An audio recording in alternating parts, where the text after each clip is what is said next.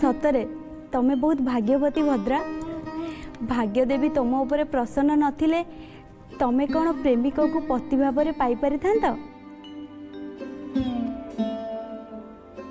तृतीय पांडवों प्राप्ति रे सुख जेतिकी दुख तत्वधिक। दुख दुख पुणी कौन पाई भद्रा? दुख एइथिपाई जे ए जाए मो उपरे मो अग्रजों का आशीर्वाद नहीं।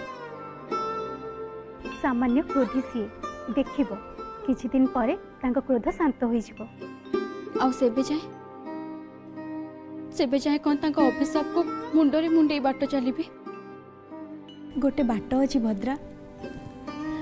मु अग्रजों को जेतिकी जानिछि तमे तांको क्षमा मागिले से आपे आपे बुझी जिवे। उदार हृदय रे तुमको क्षमा कर देबे। क्षमा मागिबी? तमे अनुजा अग्रजों को क्षमा मागिबारे भूल केउंठी? मु अग्रजों को दुखरे दुखी। अग्रज मो पई जेतिकी दुख पाउचंती तांको दुखरे देखिकी मु तत्वधिक दुख पाउची। तेबे असुविधा कोउठी? जाई अग्रजों को पाद धरी क्षमा मागी दियो। क्षमा सीए मागे जे किछि ना किछि भूल करि थाए। मो भूल कोटा? तृतीय पांडवों को प्रेम करिबा मोर भूल? निज आकांक्षित इच्छा को पूर्ण करिबा मोर भूल? तम प्रश्नर उत्तर मो पाखरे नाही भद्रा। परंतु अग्रजों को क्षमा मागिबा ठीक हबो।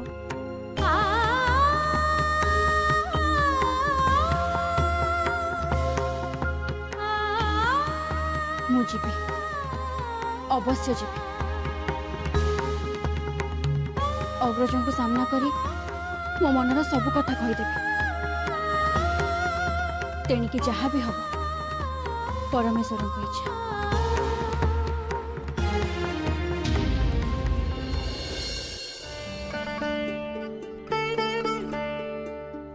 अरे सखा तबे सेठी कोन पे ठिया हेलो?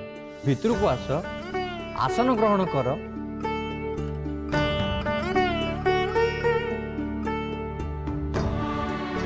बस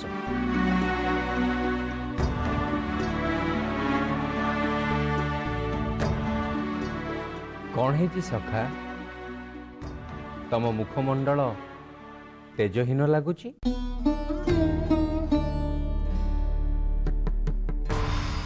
भ्राता बलराम कथा चिंता करुची सखा। से आम दुही को सामान्यतम आशीर्वाद भी देलेनी। सर्वं शुभं सुधीरेश्च। धीरे धीरे सबु संभव हब सखा। भ्राता बलभद्रंकर क्रोध सबुदिन रहिबनी। एते बड़ युद्ध जहाँकर मन परिवर्तन करि पारलानी ए समय तांकर मन को केमती बदलैब सखा? कोटिए युद्ध ठू समय आहुरी शक्तिशाली सखा। अपेक्षा कर सर्वकुशल हम।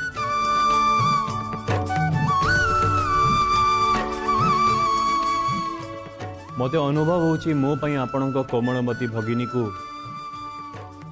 दुख सहिबा को पड़िला।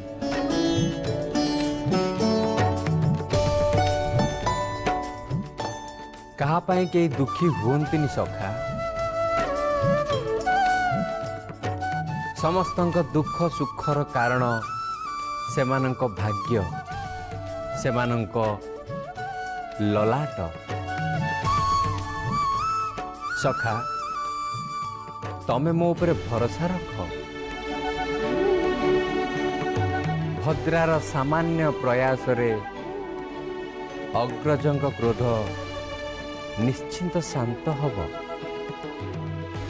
सबु असमय तो केवल आपण मोर भरोसा से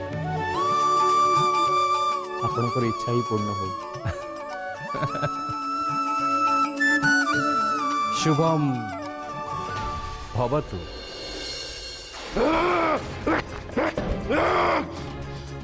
धैर्य धर मान गोविंद, धैर्य धर।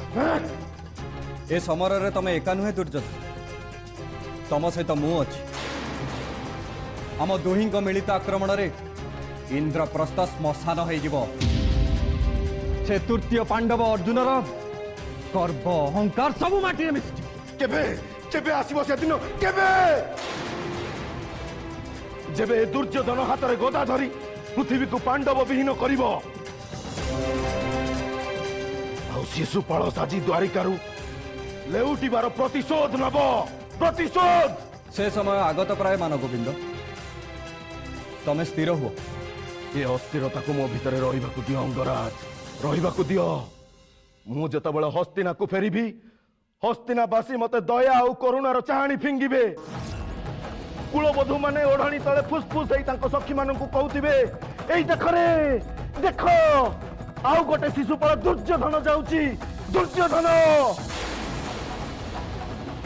तापरे मो भितर अस्थिरता बढ़ी जीव मो छाती भितर विद्रोह रनिया कोली कोली जली उठिब आउ तापरे दुर्योधनर प्रतिशोध रनिया रे सारा इंद्रप्रस्थ हु हु हेई जलिब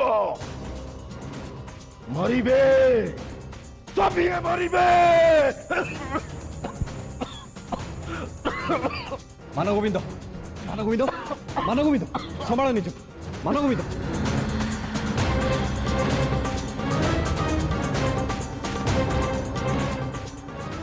मान गोविंद नियत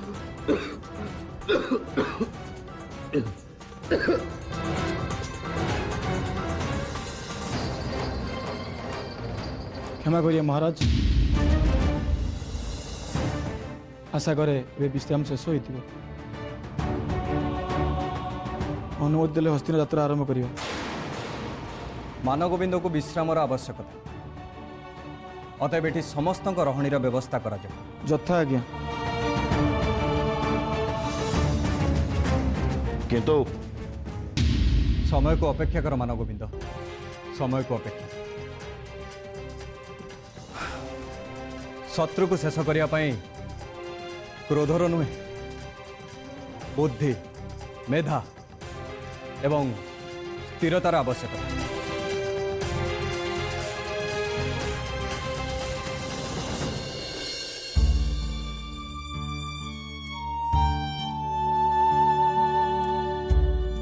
अग्रज कौन मते आशीष न दे एमिति खाली हाथ रे लेउटी देबे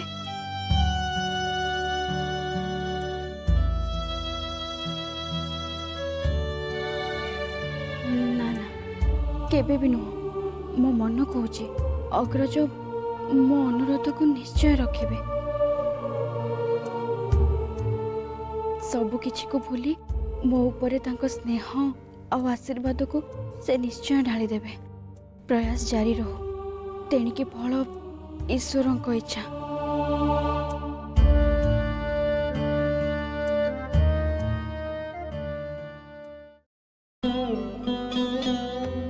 हलायुध बलराम जय हो प्रणाम हलायुध किछि विशेष कारण पे आश्च बोधे यादव कुलपति गण एवं दुई भाग विभक्त हेले अग्रज यह आगक राज्यर सुरक्षार संकट सृष्टि करिवो ए विभाजनर कारण कौन ए विभाजनर कारण आपणक भगिनी सुभद्रांकर विवाह सुभद्रार विवाह सुभद्रार विवाह सह विभाजनर कारण कौन अर्जुनकर सुभद्रांक सह विवाह को से यादव कुलर अपमान बोली भावुଛନ୍ତି कापुरुष परि से अपमान को सहयोग प्रस्तुत नुहंती नम्रतार सह कथा हुंतु हलायुध आपण क्रोध को टिके शांत करूँ आमे दुहे मध्य ए विवाहर विरोध करूँ कारण स्पष्ट कर कुलपति आमे जहाँ सह युद्ध कलु से आम शत्रु अवश्य शत्रु सह संपर्क जोड़िबार अर्थ अन्य राज्य आगे प्रमाण करदेबा जे आमे पराजित पराजय वरण कर सारी भय आमे हमर भौणी को अर्जुन हाथ में समर्पण करूँ त्रिजीव शब्द को नियंत्रण कर सत्य कष्ट दिए हलायुध आहरी अनेक सत्य अच्छी जहाँ जानिले आप निजे ही अर्जुन को प्रत्याख्यान करेंगे कौन है पर से सत्य अर्जुन जने दुष्ट चरित्रहीन लंपट बसीभूत एक कथा सारा राज्य कहूँ हलायुध वनवास काल से दुई दुई जन स्त्री को ग्रहण कर ଶାବର କନ୍ୟା ଉଲୁକି ଆଉ ନାଗକନ୍ୟା ଚିତ୍ରଙ୍ଗନ। କେବଳ ସେତିକି ନୁହେଁ, ଯେଉଁ କନ୍ୟାମାନଙ୍କୁ ବନବାସ କାଳରେ ବରଣ କରିଛି ତାହାକୁ ମଧ୍ୟ ପତ୍ନୀର ଅଧିକାର ଦେଇନି। ସମସ୍ତଙ୍କୁ ନିଜ ନିଜ ରାଜ୍ୟରେ ଛାଡ଼ି ଆସିଛି। ତା ପାଇଁ ନାରୀ ନାରୀ ନୁହେଁ, ବରଂ ବିପଣୀର ସାମଗ୍ରୀ। ଏପରି ଚରିତ୍ରହୀନ ସହ ନିଜ ଭଉଣୀର ବିବାହ କରୁଥିବାରୁ ପ୍ରଜାଏ ଆପଣଙ୍କୁ କ'ଣ କହିବେ ଚିନ୍ତା କରିପାରୁଛନ୍ତି ତ? କହିବେ ହଳଧର ଜଣେ ଅସହାୟ, ଜଣେ ଭୀରୁ, ଶତ୍ରୁ ହାତରେ ନିଜ ଭଗିନୀକୁ ସମର୍ପଣ କରିଥିବା ଜଣେ କାପୁରୁଷ।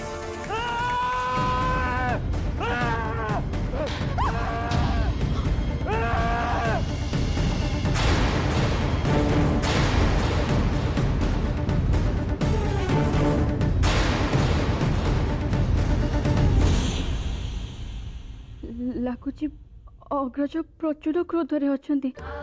ଏ ସମୟରେ ତାଙ୍କୁ ଦେଖା କରିବାଟା ଉଚିତ ହବ ତ? ଏବେ କ'ଣ କରିବି ମୁଁ? କ'ଣ ଭାବୁଛୁ ଭଦ୍ରା?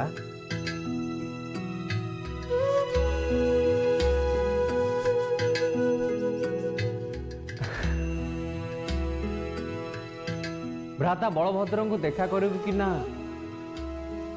ଏୟା ଭାବୁଛୁ ନା?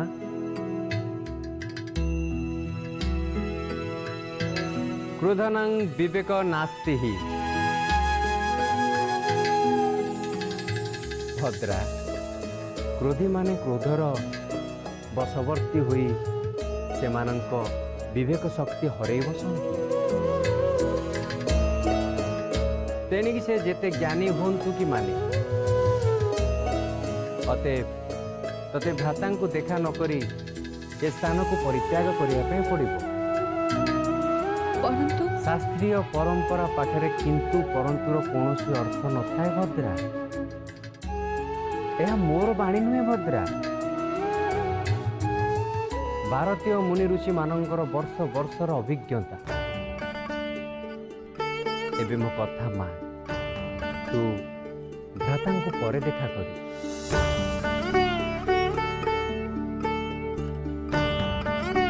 ଏବେ ସ୍ଥାନ ପରିତ୍ୟାଗ କରିବା ଉଚିତ ଭଦ୍ରା।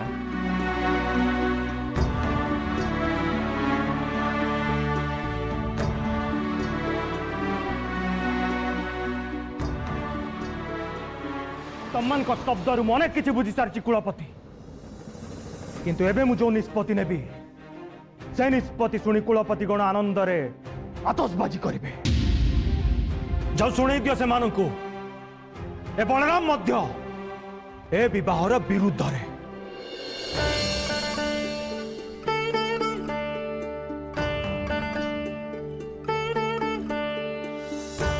ଭ୍ରାତା,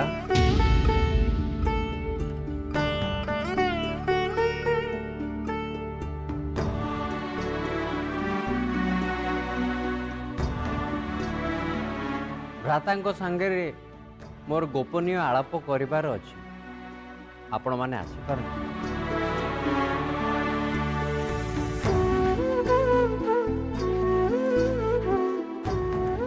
କ'ଣ ହେଇଛି ଭ୍ରାତା? ଆପଣ ଏମିତି ଉଦାସ ଦିଶୁଛନ୍ତି ଯେ? ପ୍ରସ୍ତୁତ ହଉଛି ଗୋଟେ ମହାସମର ପାଇଁ। ମୋ ସମ୍ବର୍ତ୍ତକର ଲଙ୍ଗଳରେ ତୃତୀୟ ପାଣ୍ଡବ ଅର୍ଜୁନର ହତ୍ୟା ପାଇଁ। ପୁନଃ ଯୁଦ୍ଧର ଯୋଜନା? ଉଦ୍ଦେଶ୍ୟ କ'ଣ ଭ୍ରାତା? ମୋ ଅପମାନର ପ୍ରତିଶୋଧ ନେବା, ପରାଜୟକୁ ବିଜୟରେ ପରିଣତ କରିବା। ହଉ ଭ୍ରାତା, ଆପଣଙ୍କ ଇଚ୍ଛା ପୂର୍ଣ୍ଣ ହଉ। ଅର୍ଜୁନ ସାଙ୍ଗରେ ଯୁଦ୍ଧ କରି ଆପଣ ବିଜୟ ପ୍ରାପ୍ତ କରନ୍ତୁ। ଏହାର ଅର୍ଥ ତୁ କ'ଣ ମୋ ସହ ଯୁଦ୍ଧରେ ରହିବୁନି? ଇଏ କେମିତି କଥା ଭ୍ରାତା? ଆପଣଙ୍କ ସାଙ୍ଗରେ ମୁଁ କୋଉଠି ନଥାଏ ଯେ? ମୁଁ ତ ଆପଣଙ୍କ ସହିତ ଅବଶ୍ୟ ରହିବି, ମୋ ସୁଦର୍ଶନ ସହ। ତେବେ ମୁଁ ଦେଖିବି ତୋ ସୁଦର୍ଶନ ଆଉ ମୋ ସମ୍ବର୍ତ୍ତକ କବଳରୁ ସେ ଅର୍ଜୁନ ନିଜେ ନିଜକୁ କେମିତି ବଞ୍ଚାଇ ପାରିବ। କିନ୍ତୁ ଭ୍ରାତା, ମୁଁ ଗୋଟେ କଥା ଭାବୁଛି। ଅର୍ଜୁନର ସମର କୌଶଳ ତ ଆପଣ ଦେଖି ସାରିଛନ୍ତି। ସେ ବି କମ୍ ଯୋଦ୍ଧା ନୁହେଁ। ଯୁଦ୍ଧର ଶେଷ ପରିଣତି କ'ଣ?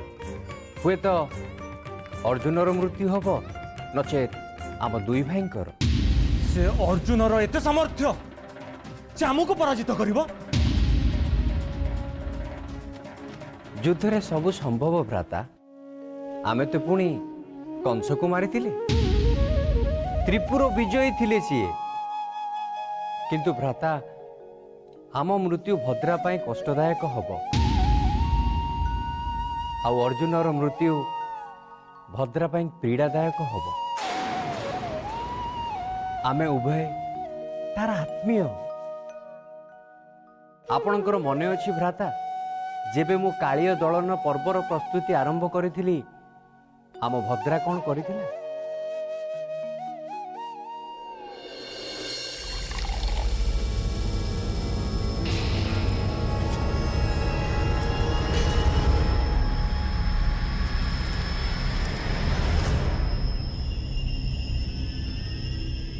अर्जुन उपरे प्रतिशोध नबार अछि अंगराज।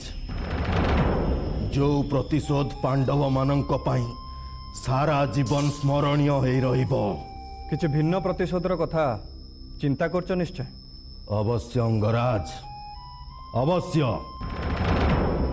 मो सुभद्रा को भोग करिबिनी माने से अर्जुन को भी सुभद्रा को भोग करने को देविनी। एते व्यस्ततार आवश्यकता नहीं दुर्योधन। अच्छी अंगराज अच्छी।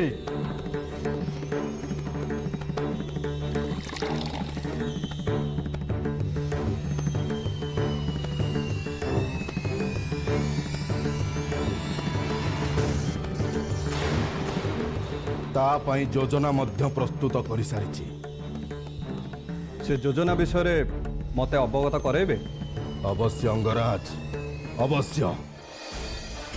अर्जुन सुभद्रा को नहीं यही जंगल पथ दे निश्चय अतिक्रम करिबो। आउ तार सुजोग नहीं आमे अर्जुन को हत्या करिबा।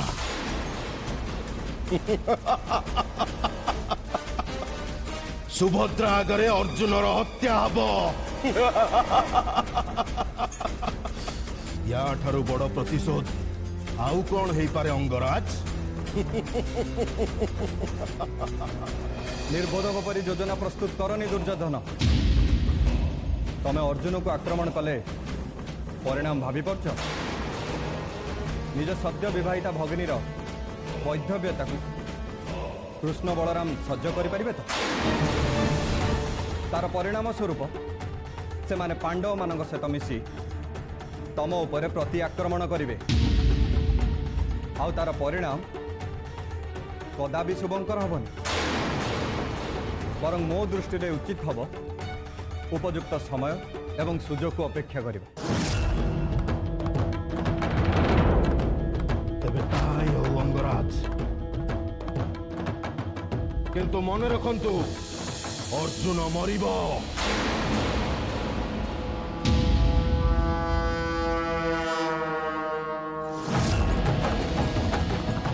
अवश्य मरिबो अंगराज अवश्य।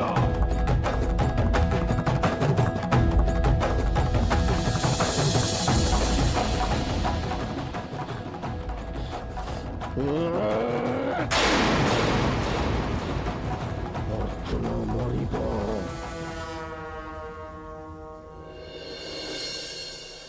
हाँ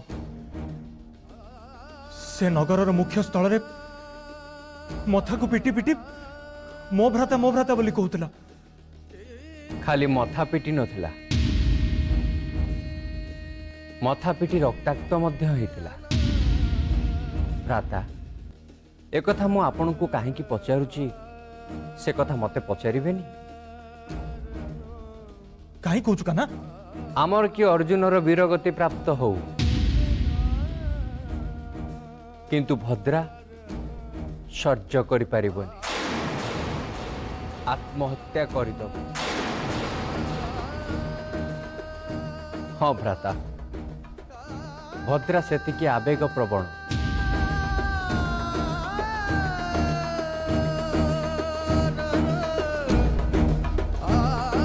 भ्राता मते पिता को किसी संदेश दबार अछि।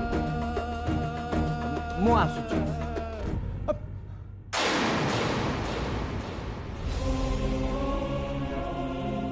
आमर कि अर्जुनर वीरगति प्राप्त हो किंतु भद्रा सह्य करि पारिबनी आत्महत्या करिबनी।